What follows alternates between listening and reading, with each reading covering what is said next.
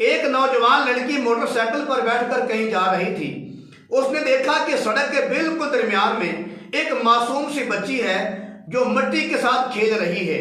उस नौजवान लड़की ने गाड़ी को खड़ा किया और सोचने लगी कि यहाँ से कोई गाड़ी गुजरेगी, इसको कुचल के रख देगी या इसको कोई उठा के ले जाएगा।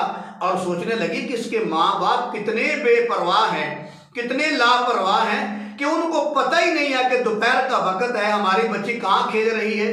तो लिहाजा उस नौजवान लड़की ने अपनी गाड़ी को सड़क की तरफ खड़ा किया और दिल से नेकी का इरादा करते हुए, भलाई का इरादा करते हुए, मेहरबानी और शफकत का मामला करते हुए उस बच्ची के पास आकर बैठ गई। उस नौजवान लड़की ने बच्ची से पूछा कि बेटी तुम्हारा घर किधर है। उसने इशारा किया कि मेरा घर उस तरफ है। लिहाजा उस नौजवान लड़की ने उस तरफ देखा जहां उसका घर था। कोई आदमी नजर ना आया, ना कोई औरत नजर आई, लिहाजा कोई आदमी नजर उसको नहीं आया। फिर भी उस नौजवान लड़की ने उस बच्ची को बड़े प्यार, मोहब्बत और शफकत के साथ उठाया, अपनी गोदी में लिया, कंधों के साथ लगाया तो उस तरफ चल पड़ी जहां बच्ची ने कहा था कि मेरा घर किस तरफ है। जब वो नौजवान लड़की उस बच्ची को उठाकर उस घर के करीब पहुंची तो अंदर से एक लड़का जो है वो बाहर आया। उसने आते ही कहा कि तुमने हमारी बच्ची क्यों उठाई हुई है, तुम बच्चियां उठाने वाले हो, तुम बच्ची को अगवा करने वाली हो, तुमने हमारी बच्ची को क्यों उठाया है। ऐसे रोक डालने लगा और इल्जाम लगाने लगा। उस नौजवान लड़की ने कहा कि नहीं भाई, मैं बच्चियां उठाने वाली नहीं, मैं बच्चियां चोरी करने वाली नहीं, मैं तो सड़क से आ रही थी तो सड़क के बिल्कुल दरमियान में ये बच्ची खेल रही थी तो मेरे दिल में ख्याल आया कोई गाड़ी आएगी, इसको कुचल के रख देगी, कोई इसको उठा के ले जाएगा, तो मैं तो इस बच्ची को उठा के ले आई हूं। अगर तुम्हारी बच्ची है तो तुम ले लो, अगर तुम्हारी बच्ची है तो उस नौजवान ने कहा नहीं नहीं, तुम बच्चियां अगवा करने वाली है, तू चोर है। उसने फिर कहा भाई मैं चोर नहीं, मैं तो नेकी का मामला करते हुए, भलाई का मामला करते हुए, आपकी बच्ची का एहसास करते हुए ये इसको माँ बाप तक पहुंचाने के लिए आई हूं। तो लिहाजा उस नौजवान ने उससे बच्ची को उठा लिया।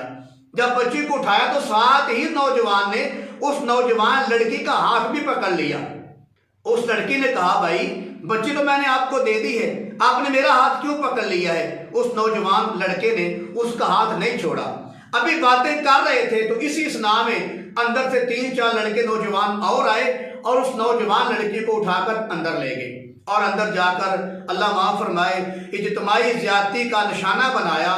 तो मेरे अजीज भाई देखो उस नौजवान लड़की ने कितना प्यार का मामला किया, नेकी का मामला किया, सिला रहमी का मामला किया। तो मेरा वीडियो बनाने का मकसद ये है कि नेकी वाकई नेकी है, लेकिन मेरे किबला, मेरे हुजूर, मेरे मुसलमान बहन भाइयों, आजकल के दौर में नेकी जो है ये कितनी टेंशन बन चुकी है, कितनी परेशानी बन चुकी है। तो मैं भी अपने मुसलमान बहन भाइयों से दरखास्त करता हूं, जो मेरा वीडियो बनाने का मकसद है कि आप भी कहीं ऐसी जगह जा रहे हो कि जहां इलाका गैर हो, यानी कि जिस जगह पे आपकी जान पहचान नहीं है, आप अजनबी हो, तो लिहाजा वहां अगर सड़क के किनारे पे कोई बच्ची ऐसे खेल रही हो तो उसको उठाने की कोशिश ना करें, बल्कि दाएं या बाएं होकर गुजर जाए।